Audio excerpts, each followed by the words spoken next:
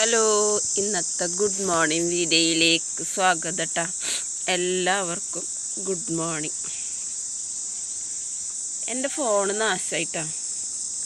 എൻ്റെ ഫോണ് നാശമായി. ഈ പെണ്ണുങ്ങളുടെ ഫോണാണ് വേഗം നാശമാവുന്നത്. അതെന്താണെന്നറിയോ? ആണുങ്ങളുടെ ഫോൺ അത്ര പെട്ടെന്ന് നാശമാവില്ല. അവരൊരു പോക്കറ്റിൽ വെക്കും, അതല്ലെങ്കിൽ അവരുടെ കയ്യിലുണ്ടാവും. അവർ കുട്ടികൾ കളിക്കാൻ കൊടുക്കില്ല, ഫോൺ അവിടെ ഇവിടെ ഒന്നും അവർ വെക്കൂല. അപ്പോൾ അവരുടെ ഫോൺ തീരെ നാശമാവില്ല. ഈ പെണ്ണുങ്ങളുടെ ഫോൺ എന്താ പെട്ടെന്ന് നാശമാകുമെന്ന് വെച്ചാൽ, തിരുമ്പണോടത്താണെങ്കിൽ തിരുമ്പണ കല്ലുമ്മ കൊണ്ട് നിൽക്കും, അടുപ്പിൽ തീ കത്തിക്കുകയാണെങ്കിൽ അടുപ്പിൻ്റെ അവിടെ കൊണ്ടുവെക്കും, ഗ്യാസുമ്മ കത്തിക്കുകയാണെങ്കിൽ ഗ്യാസിൻ്റെ അവിടെ കൊണ്ടുവെക്കും. പിന്നെ എവിടെ ഇരിക്കുന്നു വെച്ചാൽ അവിടെ ഇരിക്കും. അടിച്ചോരി തുറക്കുകയാണെങ്കിൽ എവിടെയെങ്കിലും ഒന്ന് വെക്കും. അത് മറ്റാൾ പോയിട്ട് വേറെ എന്തെങ്കിലും സാധനം എടുക്കുമ്പോൾ അത് വെച്ച് നിലത്തേക്കിടും.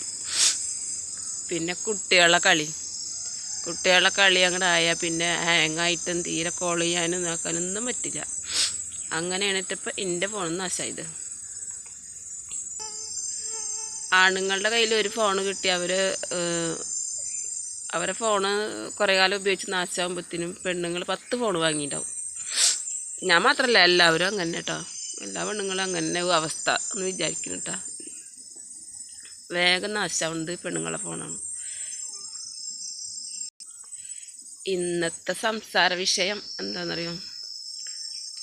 കാമുകന്മാരെ കൂടെ പോകാൻ വേണ്ടിയിട്ട് കുട്ടികളെ കൊല്ലുന്ന കുറേ പെണ്ണുങ്ങളുണ്ട്. അങ്ങനത്തെ പെണ്ണുങ്ങളുണ്ട് കുറേ. പിന്നെ കാമുകിയുടെ കൂടെ പോകാൻ വേണ്ടിയിട്ട് ഭാര്യനെ കൊല്ലുന്നവരുണ്ട്. ആണുങ്ങളങ്ങനെ കാമുകിയുടെ കൂടെ പോകാൻ വേണ്ടിയിട്ട് ആ കുട്ടികളെ കൊല്ലുന്ന അത് അധികം കേൾക്കുന്നില്ല. പെണ്ണുങ്ങളാണ് അങ്ങനെ കൂടുതൽ ചെയ്യുന്നത്. പറയാൻ കാരണം എന്താ വെച്ചാൽ, ഇന്നലെ ഒരു ന്യൂസ് ഉണ്ട്.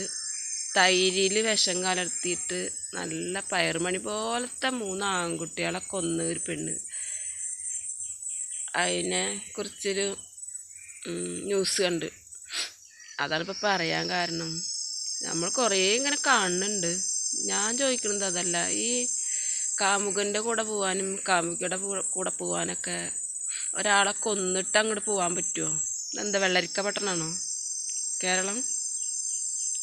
പോലീസുകാർ വരാൻ അങ്ങോട്ട് വിട്ടയച്ചെടുക്കും. നിങ്ങൾ പോയി സുഖിച്ച് ജീവിച്ചോളേന്ന് പറഞ്ഞിട്ട് കുട്ടികളെ കൊന്നിട്ട്, അല്ലെങ്കിൽ ഭാര്യനെ കൊന്നിട്ട്, ഭർത്താവിനെ കൊന്നിട്ട് എന്താ സൂട്ട് കേസിൽ ബാക്കിയെന്ന ഒരു പെണ്ണിൻ്റെ, ഒരു മുസ്ലിം പെണ്ണ്. ഭർത്താവ് ഗൾഫിൽ നിന്ന് സാധനങ്ങളൊക്കെ ആയിട്ട് വന്നിട്ട് അവനെ വന്ന അന്ന് തന്നെ കൊന്നിട്ട് സൂട്ട് കേസിലാക്കിയിട്ട് പറമ്പിൽ ഉപേക്ഷിച്ചെന്ന് അങ്ങനെയൊക്കെ പറഞ്ഞിട്ട് കാമുകൻ്റെ കൂടെ പോകാൻ വേണ്ടിയിട്ട് തന്നെ ചെയ്തു. അപ്പം ഇത്ര ബോധമില്ലേ പെണ്ണുങ്ങൾക്ക് കയ്യിലാണ് കയ്യിലും. ആളെ കൊന്നു കഴിഞ്ഞാൽ നമ്മൾ പോലീസ് പിടിക്കും, ജയിലിൽ പോകേണ്ടി വരും. പിന്നെ ഇപ്പോൾ വിചാരിച്ച പോലെ ജീവിക്കാൻ പറ്റില്ല എന്നുള്ളതൊന്നും അറിയില്ലേ എന്നാണ് ഞാൻ ചോദിക്കുന്നത്. ഇത്രക്ക് ബോധം ഉണ്ടാവില്ലേ അവർക്ക്? അതങ്ങനെ ഒരു വക.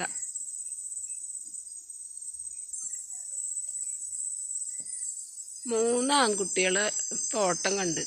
ആൺകുട്ടികൾ തന്നെ ഒരു വേഷം കണ്ടിട്ട് 3 ആൺകുട്ടികളാന്ന് തന്നെ തോന്നണം കേട്ടോ. നല്ലൊരു മക്കൾ, ഓരോ വയസ്സിൻ്റെ വ്യത്യാസമുള്ള. ഒരു മൂത്ത കുട്ടിക്ക് ഒരു 10-11 വയസ്സായിട്ടുണ്ടാവും എന്ന് വിചാരിക്കുന്നത്. അതിൻ്റെ ഒപ്പമുള്ള കുട്ടികളാട്ടാ. കണ്ടിട്ട് പാവം തോന്നി. അമ്മ ചെയ്ത പണി അത്ര. കാമുകൻ്റെ കൂടെ പോവാൻ തൈരിൽ വിഷം കലർത്തിയിട്ട് കുട്ടികൾക്ക് കൊടുത്ത് കൊന്നു. ഇനിയിപ്പോൾ അവൾക്ക് എന്താ, കാമുകൻ്റെ കൂടെ പോയിട്ട് അടിച്ചു പൊളിച്ച് വലിയ ബംഗ്ലാവൊക്കെ ഉണ്ടാക്കിയിട്ട് അതിലൊക്കെ ജീവിക്കാമെന്ന് വിചാരിക്കുന്നുണ്ടാവും അല്ലേ? അങ്ങനെ പോലീസുകാർ വിട്ടെടുക്കുമല്ലോ, അത് ജീവിച്ചോളാൻ പറഞ്ഞിട്ട്. അതിന് വേണ്ടിയല്ല ചെയ്തത്. അപ്പോൾ പിന്നെ അതന്നാണ്ട് ചെയ്തോന്ന് പറഞ്ഞിട്ട് വിട്ടയച്ചു കൊടുക്കായിരിക്കും. അല്ലാതെ ഇപ്പം എന്ത് പറയാനതിന്? അങ്ങനത്തെ ഒരേ കാര്യങ്ങൾ കാണുക, കേൾക്കുക. ദുനിയാവ് എവിടെയൊക്കെ പോകണമെന്ന് എനിക്കറിയില്ല. പിന്നെ എൻ്റെ കുഞ്ഞു ബേബി ഇന്ന് എൻ്റെ മടിയിലുണ്ട്.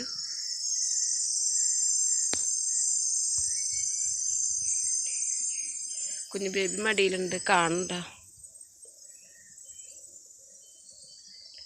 കുഞ്ഞു ബേബിക്ക് ഇന്നലെ കുത്തിവെപ്പ് എടുത്തപ്പോൾ ഭയങ്കര പനിയും, പിന്നെ 2 കാലുമ്മലും കുത്തിയിട്ടുണ്ട്, പിന്നെ കൈമ്മലും കുത്തിയിട്ടുണ്ട്. അപ്പം നല്ല വേദനയും അവൾക്ക്.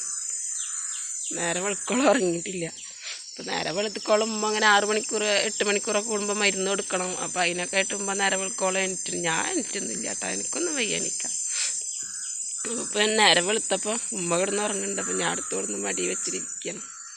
ഇനി കുറച്ച് നേരം ഞാൻ നോക്കും, അവൾ ഉറങ്ങട്ടെ എന്ന് വിചാരിക്കും.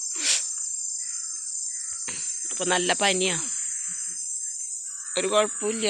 പനിയൊന്നും ഇതുവരെ പനിച്ചിട്ടൊന്നും ഉണ്ടായിരുന്നില്ല. ഇപ്പോൾ കുത്തിവെപ്പ് എടുത്തപ്പോൾ പനിച്ചതാട്ടോ. അതുണ്ടാവുമല്ലോ പനി. ആദ്യത്തെ 1.5 മാസത്തെ കുത്തിവെപ്പ് എടുത്താൽ നല്ല വേദനയും പനിയും ഒക്കെ ബുദ്ധിമുട്ടുകളൊക്കെ ഉണ്ടാവും അത്ര. അപ്പം അതിൻ്റെ ബുദ്ധിമുട്ടും വിഷമമൊക്കെയാണ് കുട്ടിക്ക്. കരയാതെ വീഡിയോ എടുക്കണം. കുറച്ച് നേരം കരയാതിരിക്കും എന്ന് വിചാരിച്ചിട്ട് വീഡിയോ എടുത്തിട്ട് കരയും. കുറേ നേരം ഒന്നും ഉറങ്ങി അങ്ങനെ കരയാതെ എടുക്കൂല. അപ്പം അതാണ് ഇന്നത്തെ വിശേഷം. അപ്പം ആരും കാമുകന്മാരെ കൂടെ പോകാനും കൂടെ പോകാനൊന്നും ആരേനെ കൊല്ലണ്ട. പോകാൻ പറ്റില്ല. പിന്നെ എന്തിനാ പോയി നിൽക്കണത്? അതിപ്പോൾ കുട്ടികളുണ്ടായാലും പോകാൻ പറ്റില്ല, കുട്ടികളെ കൊന്നാലും പോകാൻ പറ്റില്ല. പിന്നെ വെയിറ്റ് ചെയ്യണം. ഇതിങ്ങനെ കുട്ടികൾക്ക് 18 വയസ്സാവുന്നത് വരെ വെയിറ്റ് ചെയ്തിട്ട് അത് കഴിഞ്ഞാൽ പോവാം. കുട്ടികൾ പ്രായപൂർത്തിയായി പിന്നെ പോവാം. അതിനിപ്പോൾ കുഴപ്പമില്ലല്ലോ. അപ്പോൾ പോയിട്ട് ജീവിക്കുക. ഇതല്ലാതെ ഈ കുട്ടികളെ കൊന്നിട്ട് കാമുകന്മാരെ കൂടെ പോകാനും ഭാര്യനെ കൊന്നിട്ട് കാമുകയുടെ കൂടെ പോകാനൊന്നും നിന്നാൽ നടക്കണ കാര്യങ്ങളല്ല അതൊന്നും. ഒക്കെ അത്യാഗ്രഹം കൊണ്ട് തോന്നിപ്പോണ കാര്യങ്ങളാണ് അതൊക്കെ. ഓക്കെ. അപ്പോൾ എല്ലാവർക്കും ഒരിക്കൽ കൂടി ഗുഡ് മോർണിംഗ്.